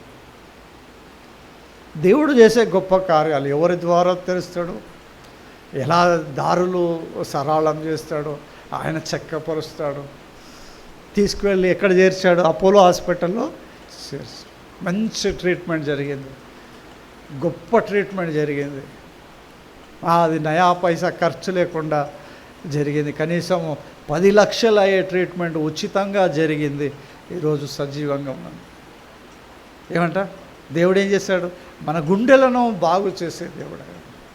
మనకొక ఆయన మీద ఆధారపడినప్పుడు, మనకు త్రోవ కనపడినప్పుడు, ఏ దిక్కుతోచని పరిస్థితిలో మనం నిలబడినప్పుడు ఆయన మనకు అండగా ఉంటాడు. మనల్ని నడిపించే చోటికి ఆయన తప్పకుండా నడిపిస్తాడని మనం తెలుసుకున్నాం. మరి ఈ కీర్తనలు ఇంకా అనేక విషయాలు ఉన్నాయి, మరి చెప్పాలనో వద్దు. మరి 13, 14 చూద్దాం. కష్టకాలమందు వారు యెహోవాకు మొరపెట్టిరి, ఆయన వారి ఆపదలలో నుండి వారిని విడిపించెను. వారి కట్లను తెంపి వేసి చీకటిలో నుండి మరణాంధకారములో నుండి వారిని రప్పించెను. కట్లు ఏం కట్లు? బానిసత్వపు కట్లు, అనారోగ్యపు కట్లు, ఫైనాన్షియల్ క్రైసిస్, ఏదైనా ఉండొచ్చు. ఆ కట్లు కట్టబడి ఉన్న మనం ఏం చేస్తాడంటే ఆయన బోర్ కొడుతుందా? ముగించేనా? కారి కట్లను ఏం చేస్తాడంట? ఆయన తెంపివేస్తాడట. తెంపివేసి ఏం చేస్తాడంట? చీకటిలో నుండి, మరణాంధకారములో నుండి, దిక్కుతోచని పరిస్థితిలో నుండి, చచ్చిపోతాను అనుకునే పరిస్థితిలో నుండి. మా అత్తమ్మ ఇక్కడ లేదు, బహుశా మా అత్తమ్మ ఇక్కడ లేదు. ఆమె ఒక స్టార్టింగ్లో పెట్టి స్కాన్ వస్తే మేము అందరమేమో ఇంక ఈమె బతకదు, 2 నెలలు 3 నెలలే మేమనుకున్నాము. 2 నెలలు 3 నెలలే, ఇక ఏదో బతికినంత కాలం అలా బ్రతుకుతుందని మేము ప్లాన్ చేసుకుంటున్నాం, ఎట్లా ఏంది ఆమెకు చెప్పకుండా. కానీ ఏం అద్భుతం, ఏం అద్భుతం అది! ఎంత స్తుతించాలి దేవుణ్ణి మనం. ఏమండి, మా సంఘాల్లో అద్భుతాలు జరుగుతలేవంట. ఇవి అద్భుతాలు కావంటారా? కనీసం ఎవరిదో ఒకరు ప్రార్థన, ఇంతమంది ప్రార్థన చేస్తే ఒక్కరి ప్రార్థన అయినా దేవుడు వింటాడు కదా. వారి ప్రార్థన ద్వారా ఈరోజు ఆమె ఎంత కోలుకుంటుందో, ఎంత యాక్టివ్గా ఉందో, ఆమె పని చేసుకుంటుంది పోయి. ఏమండి, ఆయన మరణాంధకారంలో మరణము నుంచి తప్పించగలిగిన సామర్థ్యుడు ఎవరో? మన దేవుడు. ఏదో సందీప్ బ్రదర్ ఒక మాట చెప్పినాడు పోయిన వారం ఏమో. ఏం మాట చెప్పినాడంటే, మునిగిపోతావని భయపడకు, నీ దేవుడు నీళ్ల మీద నడిచే దేవుడు. నేను 2 మాటలు యాడ్ చేసుకున్నాను దాంట్లో. చచ్చిపోతావని భయపడకు, నీ దేవుడు పునరుత్థానుడు. ఏమండి, కాలిపోతావని భయపడకు, నీ దేవుడు అగ్ని స్వరూపుడు. షద్రక్ మెషక్ అబేద్నెగోలను అగ్నిగుండంలో నుంచి తీసుకొచ్చిన దేవుడు అని ఆ రోజు నేను రాసుకున్నాను. పోయిన వారమేమో మరొక 2 మాటలు యాడ్ చేసుకుని. కాబట్టి మన దేవుడు ఎటువంటి వాడు? మరణాంధకారములో నుంచి తీసుకొని రాగలిగిన దేవుడు. మరి 3వ మాట 19:20. కష్టకాలమందు వారు యెహోవాకు మొరపెట్టిరి, ఆయన వారి ఆపదలలో నుండి వారిని విడిపించెను. ఆయన తన వాక్కును పంపి వారిని బాగు చేసెను. హల్లెలూయా. ఏమంట? ఏం అవసరం దేవుడికి? ఆయన వచ్చి నిన్ను ముట్టి నిన్ను నిలబెట్టి శు మంత్రం అని అవన్నీ చేసే అవసరం లేదు. ఏం చేస్తావంటే ఆయన ఎప్పుడైతే నువ్వు మొరపెడతావో, కష్టకాలమందు ఆపదలు నీవు మొరపెడతావో, ఆయన పరలోకంలో సింహాసనం మీద కూర్చొని వెళ్ళు, భూలోకంలో నా ఒక బిడ్డ ఉంది అంజలి, ఆమెను ముట్టు, స్వస్థపరచబడును గాక అని ఆయన మాట సెలవిచ్చాడు. అంతే. లాజరు బయటికి రా అన్నాడు. చచ్చిపోయి 3 రోజుల్లో అయిపోయింది లాజరు చచ్చిపోయి. అందరూ భయపడ్డారు, వాసన వస్తుందేమో, కుళ్ళిపోయిన వాసన. కానీ లాజరు ఎట్లా వస్తున్నాడు? ఆయన వాక్కును పంపించి మరణించిన వారిని కూడా లేపగలిగిన సామర్థ్యుడు మన దేవుడు. ఆ తర్వాత 4వ మాట 28-29. శ్రమకు తాళలేక వారు యెహోవాకు మొరపెట్టిరి.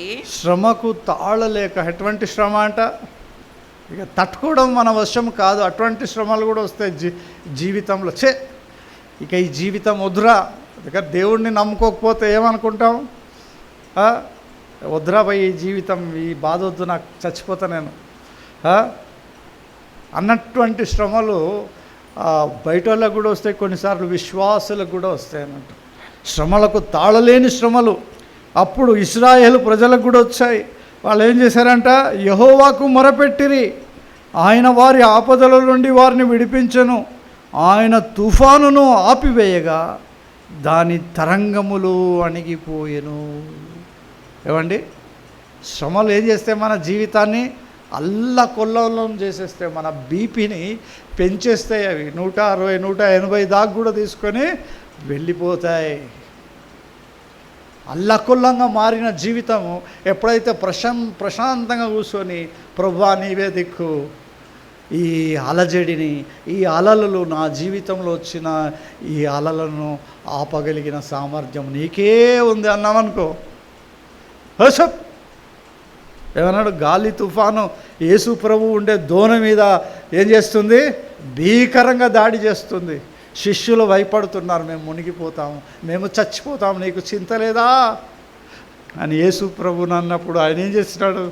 ఏ సముద్రమా ఆగిపో. ఏమైంది? నిమ్మళమైపోయారు. చూడండి, మన దేవుడి యొక్క గొప్పతనాన్ని ఈరోజు నేను చెప్పాలనుకుంటున్నాను ఈ కీర్తన ద్వారా. ఎంత అద్భుతంగా, ఎన్నోసార్లు ఈ కీర్తనను నేను ఇక్కడి నుంచి చాలా ధ్యానించాం, చాలా విషయాలు చెప్పినాను, కానీ ఈ రకంగా నేను ఎప్పుడు ధ్యానించలేదు. దేవుడు ఎంత గొప్పగా నాకు ఇది ఇచ్చాడంటే, థాట్స్ ఇచ్చాడంటే నేనే ఆశ్చర్యపోతున్నా. అమ్మా ఇంతున్నదా, ఇంతున్నదా? ఎంత సమృద్ధికరమైన ఆహారం అంటే బిర్యానీ అంటే మనకు ఎంత ఇష్టం. మరి దేవుని వాక్యం ఎంత బిర్యానీ కంటే కూడా ఎంత గమగమలాడుతుంది ఈరోజు అండి. చేయొద్దండి, ఎంతమందికి బిర్యానీ తిన్న సంతోషం ఉంది లేదా? అయ్యో ఒకటే సిస్టర్కి సంతోషం, వీడొక బాబుకున్నాడు.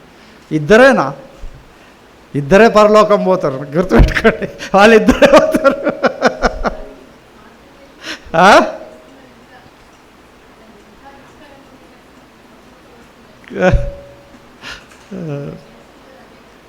అది మరి కనుక ఆయన ఏం చేశాడంట, మన గుండెలను బాగు చేసే దేవుడుగా ఆయన ఉన్నాడు. 4వ మాట ఇక్కడ చూద్దాం, 145వ కీర్తన 4వ మాట ఏంటంటే, ఆయన ఆకాశమును మేఘములతో కప్పువాడు, భూమి కొరకు వర్షము సిద్ధపరచువాడు, పర్వతముల మీద గడ్డి మొలిపించువాడు, పశువులకును అరుచుచుండు పిల్ల కాకులకు ఆయన ఆహారం ఇచ్చుచున్నాడు. ఎటువంటి వాడంటే దేవుడు, ఆయన ఆకాశములను దేంతో కప్పుతున్నాడు? మేఘములతో కప్పుతున్నాడు. భూమి కొరకు వర్షాన్ని సిద్ధపరుస్తున్నాడు, మనకు పంటలు పండిస్తూ ఉన్నాడు, పశువులకు అరుచుచుండు పిల్ల కాకులకు ఆహారం ఇస్తున్నాడు, మనుషులకును సర్వజీవరాశులకు ఆయన ఆహారమును ఇచ్చుచున్నాడు. మరి ఒక మాట మీరు లూకాసు వార్త 12:24 చదవండి.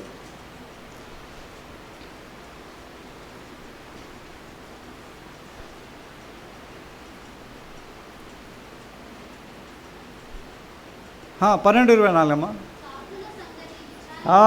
ఎవరి సంగతి విచారించాలంట? కాకుల సంగతి విచారించి చూడుడి.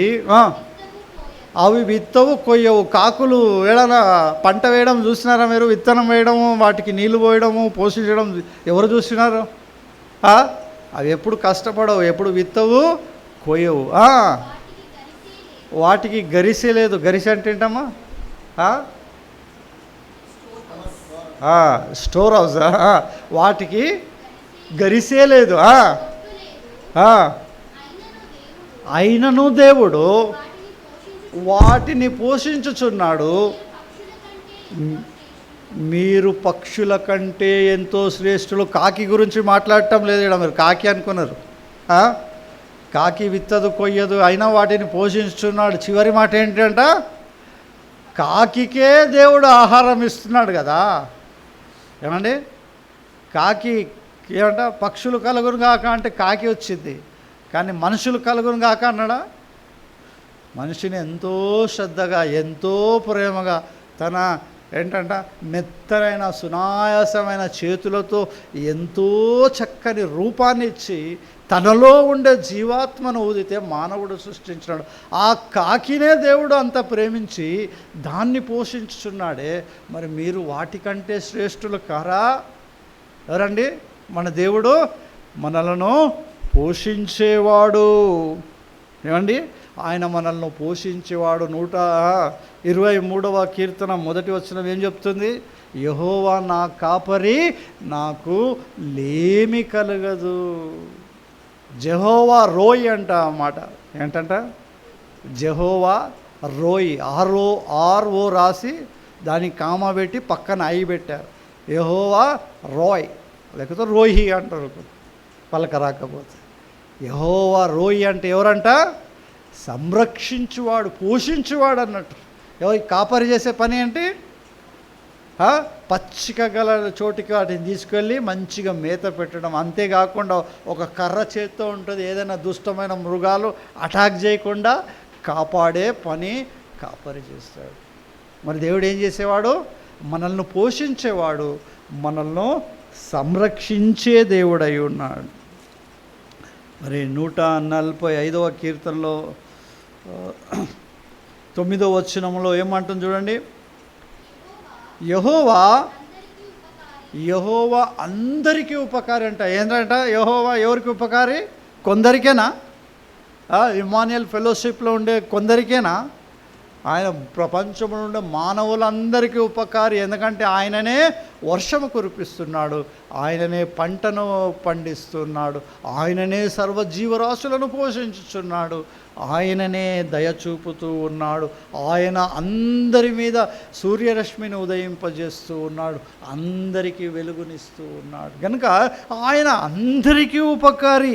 ఆయన కనికరములు ఆయన సమస్త కార్యముల మీద ఉన్నాయంట. ఏంటంటే దేవుని కనికరము మనందరిపైన ఉందంట. 15:16 సర్వజీవులు కనులు నీ వైపు చూచుచున్నాయి, తగిన కాలమందు నీవు వారికి ఆహారం ఇచ్చుచున్నావు, నీ గుప్పిలిని విప్పి ప్రతి జీవి కోరికను తృప్తి పరుచుచున్నావు. ఏమండి, ఎవరెవరు ఎన్ని క్యారెక్టర్లు వచ్చినాయి దేవుళ్ళు, ఎన్ని క్యారెక్టర్లు చూసినాం.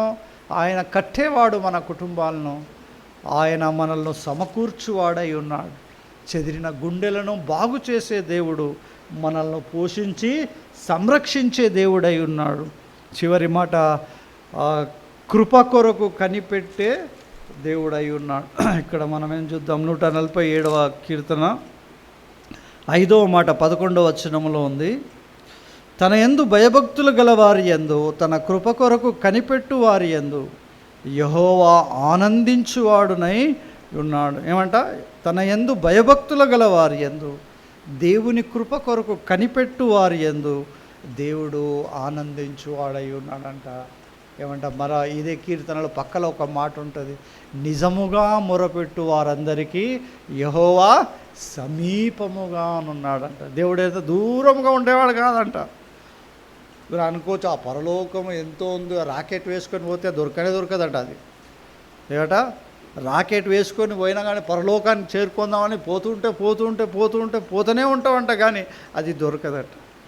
అరే, అంత దూరం ఎక్కడో ఉన్నాడు దేవుడు, నాకు ఎట్లాగా సమీపంగా ఉంటాడంటే నువ్వు ఒక్క మొరబెట్టు అంతే. ప్రభువాను ఏం బిడ్డా అంటాడు. ఎంత దూరం ఉన్నాడు ఆయన.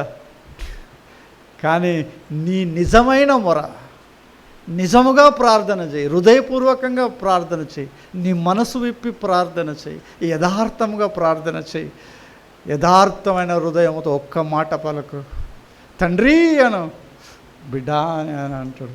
అంత దూరం ఉండే దేవుడు ఎంత సమీపము, ఎంత సమీపముగా ఉన్నాడు. మరి యెషయా 57:15 ఒక మాట చూద్దాం. 10:30కి క్లోజ్ చేసేస్తాను, డోంట్ వరీ. 10:30 లోపల బల్లా అన్నీ అయిపోతాయి, ఎండింగ్ ప్రేయర్ తోటి అయిపోతుంది. 57:15 మహోన్నతుడును మహాగణుడు, మహాగణుడును మహోన్నతుడును పరిశుద్ధుడును నిత్య నివాసినైన వాడు నేను ఎక్కడ మహోన్నతమైన, అన్నిటికన్నా పైగా సూర్య చంద్ర నక్షత్రములు అన్నిటికీ పైగా మహోన్నతం అంటే సర్వ సృష్టి ఆయన పాదముల కింద ఉన్నది, అన్నిటికీ పైన ఉన్నాడు ఆయన మహోన్నతుడు. ఆయన ఏమంటున్నాడు, అయినను నేను ఇంత మహోన్నతుడయ్యా, నేను మామూలుడు అనుకుంటున్నావా? నువ్వు ఎంత ఎతికినానో దొరకని వాడు, ఎంత దూరం ప్రయాణించినాడు నువ్వు నన్ను అందుకోలేవు, అంత గొప్పవాడైనను వినయము గల వారి ప్రాణమును ఉజ్జింపజేయటానికి, నలిగిన వారి ప్రాణమును ఉజ్జింపజేయటానికి వినయము గల వారి యొద్దను దీన మనసు గల వారి యొద్దను నివసించుచున్నాను. ఎంత మంచి అండర్లైన్ చేసుకోండి, అన్నీ ఒక్కొక్క మాట వివరించడానికి కుదరదు. ఎక్కడ ఉంటాడు? ఆ క్యారెక్టర్ నీలో ఉందా? ఆ క్యారెక్టర్ నీలో ఉంటే ఆయన నీ పక్కనే ఉంటాడు అంట. అంత మహోన్నతుడైన ఈ క్యారెక్టర్ ఉండాలన్నట్టు. దీన మనస్సు నీకుంటే ఆయన నీ పక్కనే ఉంటాడట. ఆ తర్వాత 5:12 చూడండి కీర్తనలు.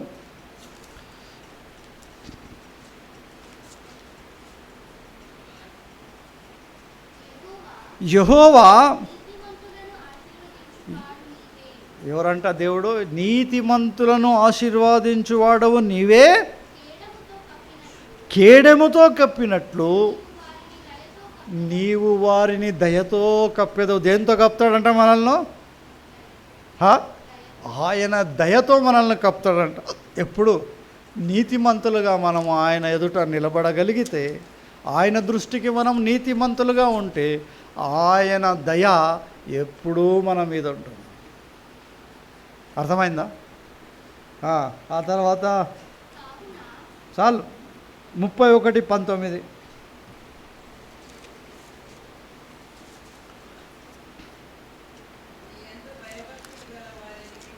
నీ యందు భయభక్తుల గల వారి నిమిత్తము, ఆయన యందు భయభక్తులు గల వారి ఎడల ఆయన మేళ్లను దాచి ఉంచుతాడంట. మేళ్లను దాచి ఉంచుతాడంట. కానీ మన ఇంట్లో మనం ఎవరైనా ప్రేమిస్తే ఏం చేస్తాం? కొన్ని ఏమైనా వస్తువులు తెస్తే, అరే ఇది దాని కొరకు, ఇది వాడి కొరకు అని ఏం చేస్తాము? ఇవి అయిపోతాయి అని దాన్ని ఒకదాన్నో రెండు దాన్నో తీసి దాచి పెడతామా? పెట్టినారా? ఎవరైనా పెడతారా? మీరు ఎప్పుడైనా దాచిపెడతారు అన్నట్టు. మనం ప్రేమించే వారిని దేవుడు కూడా తన యందు భయభక్తులు గల వారి ఎడల ఏం దాచిపెడుతున్నాడంట? మేళ్లను దాచిపెడుతున్నాడంట. చదవమ్మా. నరుల ఎదుట నిన్ను ఆశ్రయించు వారి నిమిత్తము నీవు సిద్ధపరిచిన మేలు ఎంతో గొప్పది, ఎంతో గొప్పదట ఆయన మేలు. 32:10.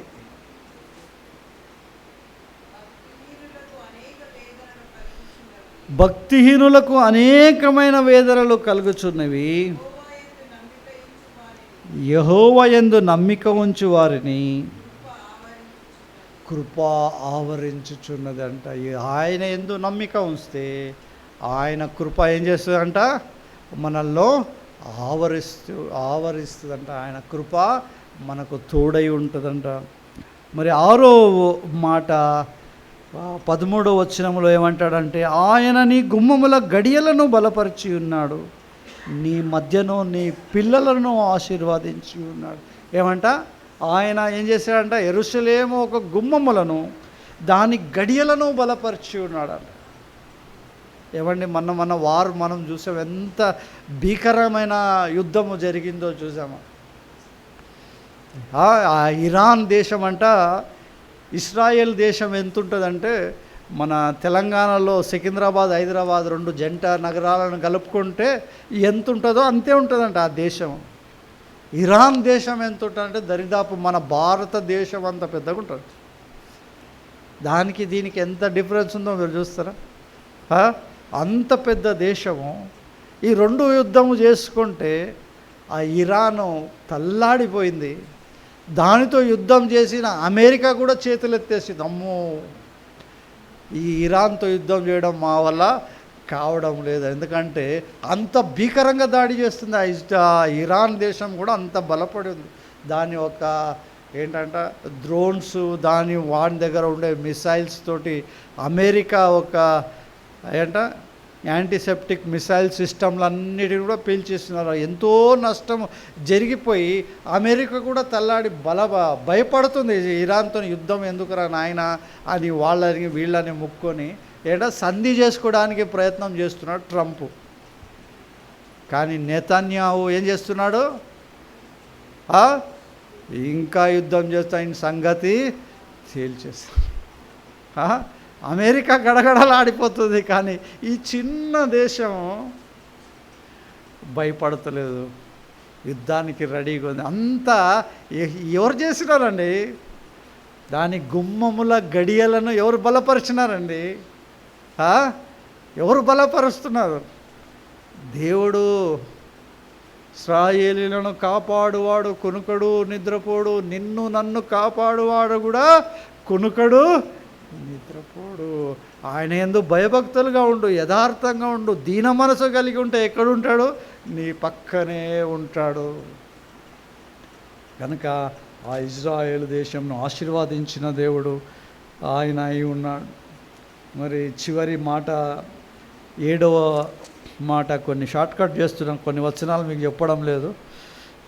14వ వచనంలో నీ సరిహద్దులలో సమాధానము కలగజేయువాడు ఆయనే, మంచి గోధుమలతో నిన్ను తృప్తిపరచువాడు ఆయనే. ఏమంట? నీ సరిహద్దులలో సమాధానం ఏం కావాలి? ఎవరు మన దేవుడు? సమాధానము కలగజేసేవాడు. కొన్ని కుటుంబాలను చూస్తుంటే ఆశ్చర్యం అనిపిస్తూ ఉంటుంది నాకు.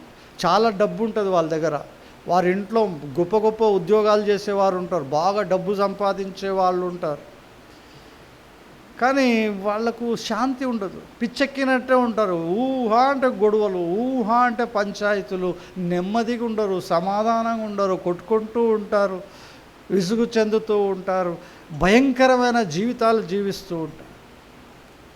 అనిపిస్తుంది ఏమి లేదు, ఏ అలజడి కూడా లేదు, సంతోషం ఉంది, సమాధానం ఉంది. దేవా మా అనుదిన ఆహారము మాకు నేడు మాకు దయచేయము అని అంటున్నాము, ఆయన పంపిస్తున్నాడు, తింటున్నాము, హ్యాపీగా ఉన్నాము. ఏమండి? ఎవరిచ్చారు ఈ సమాధానము? ఏమంట? మొట్టమొదటిగా గిద్యోను ఏం చేశాడంట? ఈ బలిపీఠమును కట్టి యెహోవా పక్షంలో ఒక బలి వధించి దేవుడికి పేరు పెట్టాడు. ఏం పేరు పెట్టాడు? సమాధానకర్త జెహోవా షలోమ్ అనే పేరు ఆయన పెట్టినాడు. గిద్యోను పెట్టినాడు దేవుడికి సమాధానకర్త. అనగా ఆ దేవుడు నీ జీవితంలో, నా జీవితంలో కూడా సమాధానకర్తగా పనిచేస్తూ ఉన్నాడు. వీడు పై మాటలన్నీ చూసాం. మన జీవితంలో అలజడి ఉండని, కష్టం ఉండని, రోగాలు ఉండని, ఫైనాన్స్ క్రైసిస్ ఉండని, అది ఏమైనా ఉండని, నిజముగా మొరపెట్టు, యథార్థంగా మొరపెట్టు. ఆయన కాకులకు కూడా ఆయన ప్రేమిస్తున్నాడు, కాకుల మొరను వింటూ ఉన్నాడు. ఇంకా మన యోబు గ్రంథంలో చూస్తే కాకుల మొర వింటూ ఉన్నాడని రాయబడినాడు. మరి నీ మొర నా మొర వినడా? ఆయన నీ జీవితంలో, నా జీవితంలో సమాధానాన్ని ఇవ్వడా? అందుకే చివరిగా ఒక మాట చదువుకొని ముగించుదాం. ఫిలిప్పీ పత్రిక 4:6-7.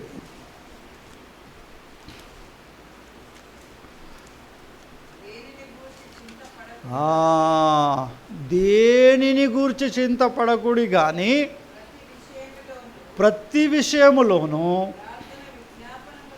ప్రార్థన విజ్ఞాపనముల చేత కృతజ్ఞతాపూర్వకముగా మీ విన్నపములు దేవునికి తెలియజేయుడి. ఏం చేయాలంటే మనం దేని గురించి చింతపడొద్దు. అది వచ్చి తుఫాన్ రాని, మన పైన పెద్ద బాంబు కూడా పడని, ఏం చింతపడు. మన దేవుడు ఎవరంట? మరణములో, మరణాంధకారములో నుంచి కూడా బ్రతికించగలిగిన సామర్థ్యుడై ఉన్నాడని మనం చూస్తున్నాం. దేని గురించి చింతపడే అవసరమో లేనే లేదు. ఏం చేయాలంట? కృతజ్ఞతాపూర్వకంగా మీ విజ్ఞాపనములు ఎవరికి తెలియజేయాలంట? దేవునికి తెలియదు. నీ కష్టం ఏముందో, నీ బాధ ఏముందో, నీ ఇబ్బంది ఏముందో, నీ ప్రాబ్లం ఏంటో, నీ వ్యసనాలు ఏంటో, ఏదున్నా ఓపెన్గా దేవుని ఎదుట తెలియపరిచినప్పుడు ఆయన ఏం చేస్తాడంట? చదవమ్మా, కంటిన్యూ. కృతజ్ఞతాపూర్వకముగా మీ విన్నపములను దేవునికి తెలియజేయుడి. అప్పుడు సమస్త జ్ఞానమునకు మించిన దేవుని సమాధానము, సమస్త జ్ఞానమునకు మించిన దేవుని సమాధానము. ఈ ప్రపంచమంతా సంపాదించుకొని, ఈ జ్ఞానమంతా సంపాదించుకొని సమాధానంగా ఉండలేము. కానీ యేసుక్రీస్తు ద్వారా ఆయన ఇచ్చే సమాధానము, ఆ జ్ఞానమునకు మించిన సమాధానము, యేసుక్రీస్తు వలన మీ హృదయములకు, మీ తలంపులకు, అంటే మీ హృదయముకు, మీ హృదయ అలజడి నుంచి, మీ మనసులో పుట్టే టెన్షన్స్ నుంచి దేవుని సమాధానం ఏం చేస్తుంది? మిమ్మలను ఆపుతుంది, సమాధానపరుస్తుంది.